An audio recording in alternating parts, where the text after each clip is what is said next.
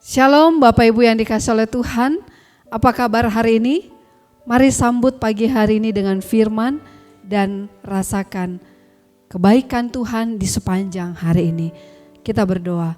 Tuhan, kami bersyukur karena Engkau selalu menyertai kehidupan kami. Dan kami percaya Tuhan, sepanjang hari ini pun Tuhan akan membimbing dan menyertai langkah kami. Berkatilah kami dengan firman-Mu. Dalam nama Yesus kami berdoa.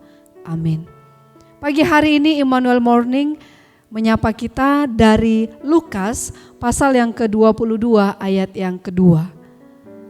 Imam-imam kepala dan ahli-ahli Taurat mencari jalan bagaimana mereka dapat membunuh Yesus sebab mereka takut kepada orang banyak.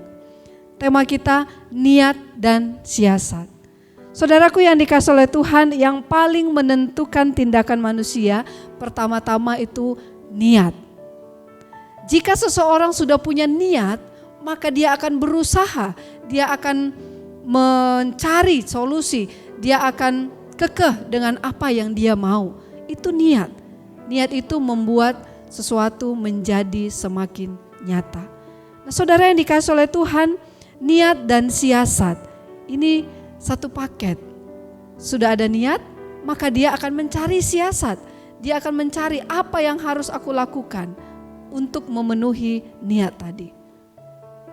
Kalau itu baik, puji Tuhan Bapak Ibu Saudara, niatnya memuliakan nama Tuhan, maka dia akan mencari cara supaya dia jauh dari dosa-dosa dan pencobaan.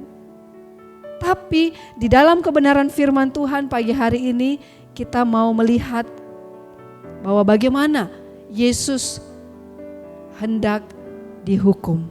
Yesus hendak dibunuh oleh ahli-ahli Taurat. Dan dikatakan di sana mereka memiliki niat untuk membunuh Yesus. Maka mereka juga mencari siasat. Tak habis-habisnya mereka berpikir bagaimana supaya Yesus mati. Bagaimana supaya Yesus bisa dibunuh. Maka ahli-ahli Taurat dan orang-orang pada waktu itu ya sampai kepada Pilatus dan semua prajurit-prajurit berusaha mencari dan berusaha membuat trik untuk menangkap Yesus. Saudaraku yang dikasihi oleh Tuhan, niat hati patut selalu diwaspadai. Termasuk yang ada di dalam diri kita. Jadi hati kita harus diwaspadai supaya niat yang keluar itu adalah memuliakan nama Tuhan. Apa yang selanjutnya dilakukan bahwa akhirnya Injil Lukas melukiskan kisah pengadilan Yesus menjelang penyalibannya sebagai drama kejahatan yang licik dan picik.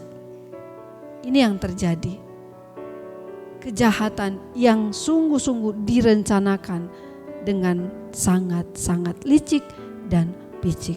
Saudara yang dikasihi oleh Tuhan, Yesus mati di kayu salib untuk menebus dosa saya dan Bapak Ibu Saudara. Tetapi hal yang menjadi perenungan bagi kita, milikilah niat yang baik.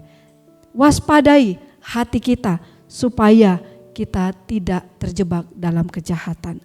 Sebab segala aktivitas kita sebenarnya hanyalah buah dari niat yang mengendalikan diri kita. Bukankah semuanya berpulang pada niat? Ya, kembali ke niat. Maka dari itu, niat yang baik akan menghasilkan hal-hal yang baik. Tetapi niat yang jahat akan membuat orang-orang jatuh dalam dosa. Kata bijak kita pada pagi hari ini, jagalah hatimu dengan segala kewaspadaan, karena dari situlah terpancar kehidupan. Diberkatilah kita sepanjang hari ini. Shalom.